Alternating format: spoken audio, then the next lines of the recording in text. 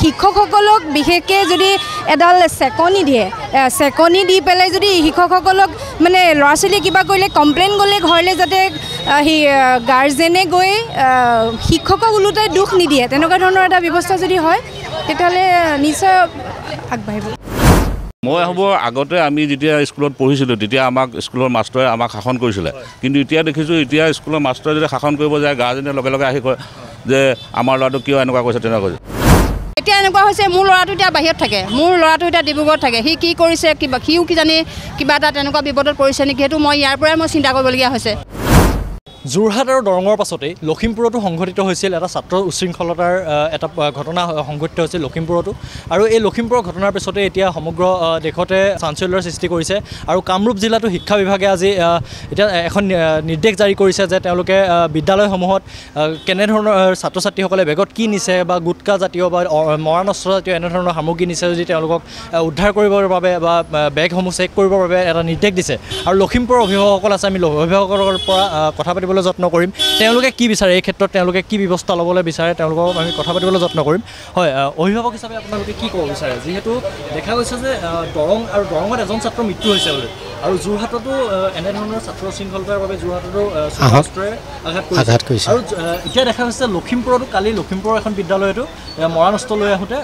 প্ৰধান শিক্ষয়িত্ৰীয়ে উদ্ধাৰ কৰিছে। কি ক'ব বিচাৰো, কেনেধৰণৰ ব্যৱস্থা ল'ব লাগে, অভিভাৱকসকল কেনেকৈ সতৰ্ক হ'ব লাগে, আৰু লগতে শিক্ষক শিক্ষয়িত্ৰীসকলে কি চোৱা চিতা কৰিব লাগে, আপোনাৰ মতে কি ক'ব বিচাৰে? হয়, কালি সামাজিক মাধ্যমৰ যোগে আমি দেখিলোঁ যে আমাৰ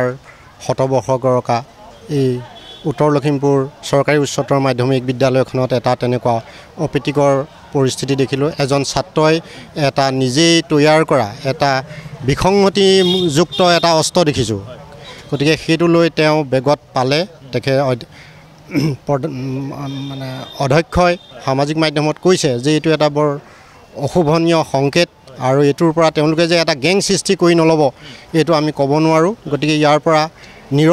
নিৰপৰাধী ছাত্ৰ ছাত্ৰী আঘাত হ'ব, আৰু ইয়াৰ কাৰণে বিশেষকৈ ঘৰসমূহ বহুত দায়ী। নিজৰ ঘৰসমূহত সংস্কাৰ লাগিব, আৰু নিজৰ ল'ৰা ছোৱালীখিনিক তেওঁলোকে ভালকৈ পঢ়া শুনাটো চবৰে সমানভাৱে আগবঢ়াব নোৱাৰিবও পাৰে, কিন্তু সাংস্কৃতিকভাৱে বা তেওঁলোকে মানসিকভাৱে যে তেওঁলোকৰ এটা সহানুভূতিশীল সেই মনোভাৱটো তেওঁলোকে যাতে জীয়াই তুলিব পাৰে সেইটো নিজৰ ঘৰখনে নিশ্চয় চেষ্টা কৰিব লাগিব। আৰু স্কুলতো শিক্ষক শিক্ষয়িত্ৰীসকলে এই মৰেল এডুকেশ্যনৰ ওপৰত কিছু কথা ক'ব লাগে, যিখিনি পাঠ্যক্ৰমৰ বাহিৰত হ'লেও যিখিনিয়ে সৰুতে ছাত্ৰ ছাত্ৰীসকলৰ তেওঁলোকৰ চৰিত্ৰ গঠন বা তেওঁলোকে বেছিকৈ যিহেতু ছাত্ৰ ছাত্ৰী সেই শিক্ষকসকলক মানে, গতিকে তেওঁলোকে এইখিনিত নিশ্চয় আগভাগ ল'ব লাগে। আপুনি কি ক'ব বিচাৰিব, যিহেতু লখিমপুৰতো এনেধৰণৰ ঘটনা সংঘটিত? মই হ'ব আগতে আমি যেতিয়া স্কুলত পঢ়িছিলোঁ তেতিয়া আমাক স্কুলৰ মাষ্টৰে আমাক শাসন কৰিছিলে, কিন্তু এতিয়া দেখিছোঁ এতিয়া স্কুলৰ মাষ্টৰে যদি শাসন কৰিব যায় গাৰ্জেনে লগে লগে আহি কয় যে আমাৰ ল'ৰাটো কিয় এনেকুৱা কৈছে তেনেকুৱা কৈছে। মই ভাবোঁ আকৌ আগৰ দৰে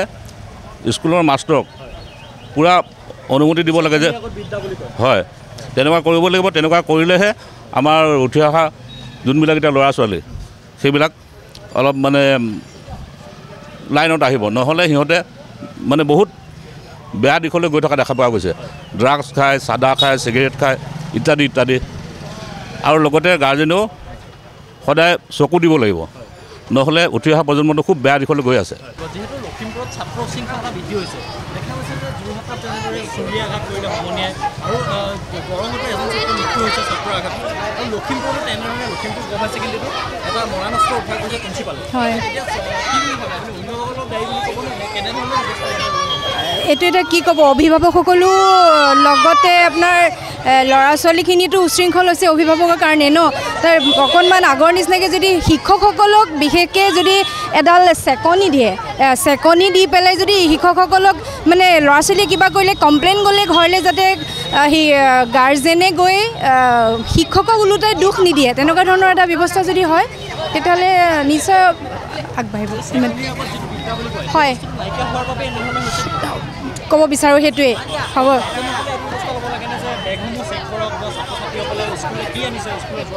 সেইটোতো ঘৰতো চেক কৰিব লাগে গাৰ্জেনে, আৰু স্কুলতো কৰিব লাগে, সেইটোতো কম্পালচৰি কৰিবই লাগে, কাৰণ আজিকালি ক'ব নোৱাৰি ল'ৰা ছোৱালী ঘৰৰ পৰাইতো বস্তুটো আনিব, সেইকাৰণে ঘৰত প্ৰথমতে চেক কৰি তাৰপিছত স্কুললৈ পঠিওৱাটো দৰকাৰ।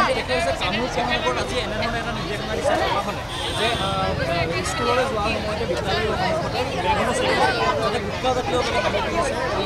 গাৰ্জেনক কল কৰক কেনেকুৱা পাইছে আমাৰ ইয়াত কৰিব লাগে এইটোতো কৰিবই লাগে সেইটো কৰিব লাগে আৰু বিশেষকৈ গাৰ্জেনসকলে চেক কৰিব লাগে গুটখা কিনিবলৈ পইচা ক'ত পাইছে সেইটো ঘৰৰ পৰাই আচলতে আহিব লাগিব স্কুলতনো আহি ক'ত পাব ঘৰৰ পৰা আহিলেহে পাব সেইখিনি ঘৰতে চিজিল কৰি যদি অলপ পঠিয়ায় স্কুলৰখিনিয়ে তেতিয়া মেইনটেইন কাৰণ প্ৰতিটো ল'ৰা ছোৱালী শিক্ষকে চাই থাকিব নোৱাৰে নহয় জানো যিখিনি তেওঁলোকে দিব পাৰে দিছে সেইকাৰণে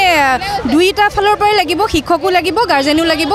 গাৰ্জেনৰ কপাৰেশ্যন পূৰা লাগিব যিহেতু ছাত্ৰ উশৃংখলতা বৃদ্ধি পাইছে এতিয়া দেখা যাচ্ছে দৰঙত এজন ছাত্ৰ কাজিয়াৰ লিপ্ত হৈ মৃত্যু হৈছে লখিমপুৰতো তেনেধৰণৰ কালি মৰাণস্থ উদ্ধাৰ হৈছে